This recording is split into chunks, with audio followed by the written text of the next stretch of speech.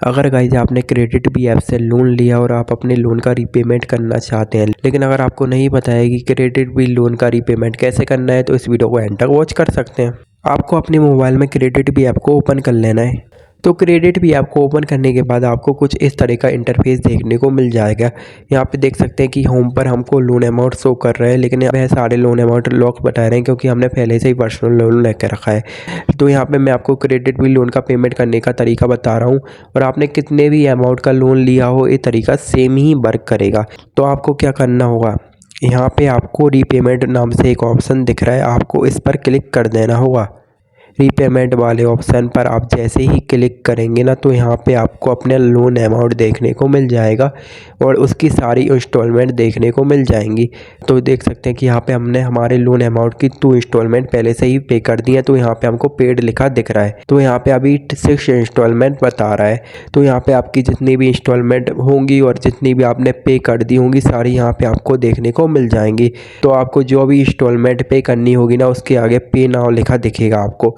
मैं आपको एक और बात बता देता हूँ कि यहाँ पे आपको फोर्स क्लोज लोन वाला एक ऑप्शन देखने को मिल जाता है। अगर आप अपने लोन अमाउंट का सारा पेमेंट करना चाहते हैं, मतलब कि अगर आप अपने क्रेडिट भी लोन को बंद करना चाहते हैं और अपने सारे अमाउंट को पे करना चाहते हैं, तो इस ऑप्शन का यूज कर सकते हैं। यहाँ पर फोर्स क्लोज वाले लोन के आगे आपको सिंपली पे नाउ पर क्लिक कर देना है। पे नाउ पर क्लिक करेंगे ना, तो यहाँ पे आपको टोटल अमाउंट देखने को मिल जाएगा कि आपको कितना अमाउंट पे करना है। लेकिन मैं आपको एक और बात बताना चाहूँगा कि क्रेडिट भी ऐप में फोर्स क्लोज लोन करने का कोई फ़ायदा नहीं है, क्योंकि आपको उतना ही इंटरेस्ट देना होता है, आपका इंटरेस्ट कम नहीं होता है इसमें।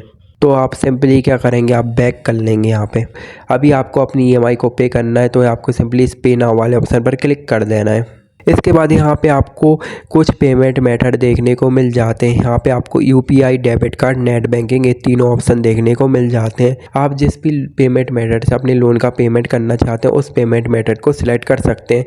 यहाँ पे अगर आप डेबिट कार्ड का यूज करना चाहते हैं, तो आप सिंपली डेबिट कार्ड वाले ऑप्शन पर क्लिक करेंगे और पे विद डेबिट कार्ड वाला ऑप्शन चुनेंगे। यहाँ पे आप नेट बैंकिंग वाले ऑप्शन पर क्लिक करके भी अपने क्रेडिट भी ऐप का लोन पे कर सकते हैं। तो यहाँ पे आपको सारी बैंक की नेट बैंकिंग देखने को मिल जाती है। अगर आपको यहाँ पे अपनी बैंक की नेट बैंकिंग शो नहीं कर रही है, तो यहाँ पे आपको मोर बैंकिंग पर क्लिक करना है। तो यहाँ पे आपको ऑलमोस्ट सारी बैंक देखने को मिल जाएंगी। आपका जिस भी बैंक में अकाउंट है ना, आप उस बैंक को सिलेक्ट कर सकते हैं और उस बैंक की नेट बैंकिंग से लॉगिन करके इस ऐप में पेमेंट कर सकते हैं।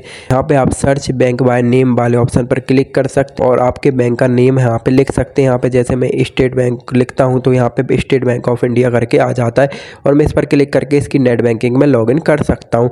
अगर आपको यहाँ पे अपना बैंक का नेम नहीं शो कर रहा है, तो आप दूसरे मेथड से भी पेमेंट कर सकते हैं। तो यहाँ पे सबसे अच्छा पेमेंट मेथड है UPI वाला, और सारे लोग इसका यूज भी करते हैं। तो आपको सिंपली UPI वाले ऑप्शन पर क्लिक कर देना है। UPI वाले ऑप्शन का यूज करके आप फ़ोन पे, गूगल पे, पेटीएम से भी क्रेडिट भी लोन का पेमेंट कर सकते हैं। आपको सिंपली UPI वाले ऑप्शन को सिलेक्ट करना है। इसके बाद आपको पे विथ UPI पर क्लिक कर देना है। पे विथ UPI वाले ऑप्शन पर क्लिक करेंगे ना, तो यहाँ पे आपको पेबल अमाउंट दिखने लगेगा, आपको कितना अमाउंट पे करना है।